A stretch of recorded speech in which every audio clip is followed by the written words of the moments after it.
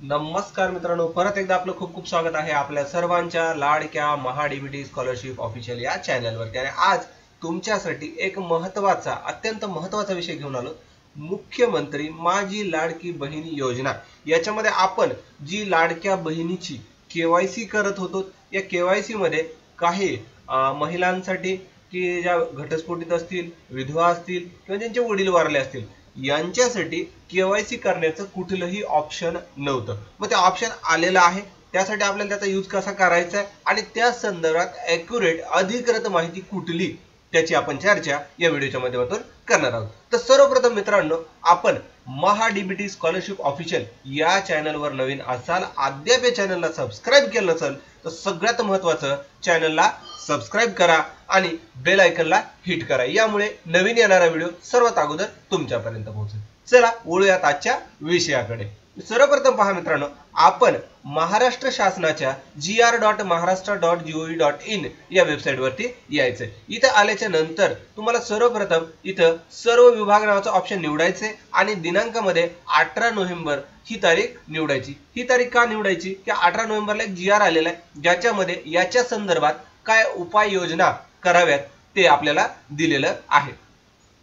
सर्वप्रथम पहा, इथं 30व्या नंबरला तुम्हाला मुख्यमंत्री माझी लाडकी बहीण योजना याच्यामधल्या बहिणींची जी पडताळणी आहे ई-केवायसी करण्यासाठी, प्रमाणीकरण करण्यासाठी एक आधार ऑथेंटिकेशन करण्यास मुदतवाढ दिली आणि त्याच्यामध्ये ते ऑथेंटिकेशन कसं करायचे या संदर्भात सुद्धा माहिती दिली।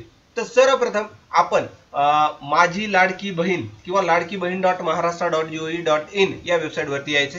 इथं आल्याच्या नंतर तुम्हाला ई-केवायसी कसं करायचे हे माहीतच आहे, तर सर्वप्रथम याला क्लिक करूयात।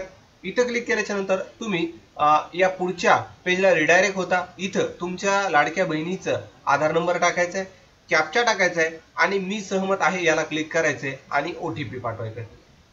असं केल्याच्या नंतर लाडक्या बहिणीच्या मोबाईलवर एक OTP येतो, तो OTP आपल्याला एंटर करावा लागतो आणि एंटर केल्याच्या नंतर तुम्हाला पतीची किंवा वडिलाच्या आधारची माहिती एंटर करायचं ऑप्शन पाहायला मिळतंय, ते आपल्याला टाकावं लागतं। ही रेग्युलर केवायसीची पद्धत आहे।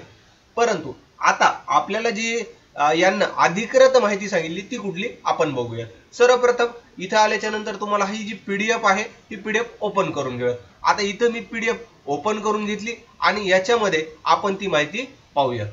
इथं पहा, इथं सर्वप्रथम तुम्हाला याची जी डेट आहे एक्सटेंड झालेली आहे 31/12/2025 पर्यंत आणि हा अधिकृत GR सांगतोय, मी तुम्हाला सांगत नाही। इथे तुम्ही पाहू शकता 18 नोव्हेंबर 2025 चा हा GR आहे आणि याच्यामध्ये त्याच्या संदर्भात सगळी सविस्तर माहिती देण्यात आलेली आहे। आता इथे बघू शकता 18/11/25 पर्यंत होती, त्याची मुदतवाढ दिली आणि ती मुदतवाढ तुम्हाला 31 डिसेंबर 2025 पर्यंतची आहे।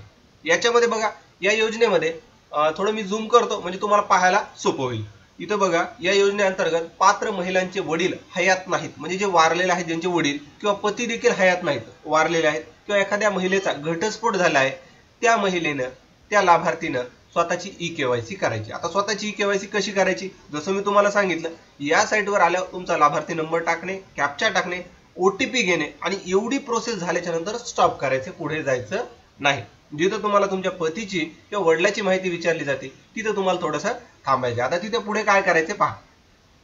त्यानंतर तुम्हाला तुमचा वडील किंवा पती यांचा मृत्यू झाला असेल तर त्याचं मृत्यू प्रमाणपत्र, किंवा ज्याचा घटस्फोट झाला असेल त्यानं घटस्फोटाचं प्रमाणपत्र किंवा न्यायालयाने आदेश जो असेल त्याची एक सत्यप्रत ही संबंधित अंगणवाडी सेविका यांच्याकडे द्यायची। कधीपर्यंत द्यायची? 31/12/2025 पर्यंत द्यायची। आणि अंगणवाडी सेविकांनी त्यांच्याकडचे लाभार्थी महिलांकडून दाखल केलेल्या प्रमाणपत्राची तपासणी करून त्या लाभार्थी महिलांना त्यांचे पती किंवा वडील यांची ई-केवायसी करण्यापासून सूट पात्र असल्याची शिफारस बाल विकास प्रकल्प अधिकारी CDPO यांच्या मार्फत जिल्हा बाल कल्याण विकास अधिकारी यांच्याकडे दाखल करावी। आता तुम्हाला हे थोडं मी समजून सांगतो। आता बघा, ज्या अंगणवाडी सेविका आहेत त्यांच्याकडे तुम्ही देणार, मग अंगणवाडी सेविकांनी काय करायचे, याची माहिती कुणाला द्यायची? बाल विकास प्रकल्प अधिकारी, आणि ते बाल विकास प्रकल्प अधिकारी जे असतील तर याची माहिती थेट जिल्हा व बाल विकास अधिकारी यांच्याकडे देणार आहेत।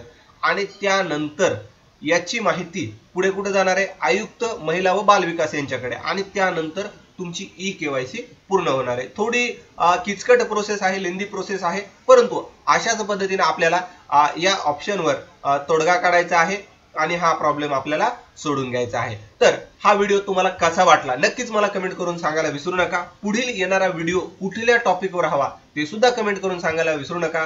तुमचा मूल्यवान वेळ दिल्याबद्दल धन्यवाद मित्रांनो. भेटूयात अशाच एका नवीन इन्फॉर्मेटिव्ह व्हिडिओमध्ये.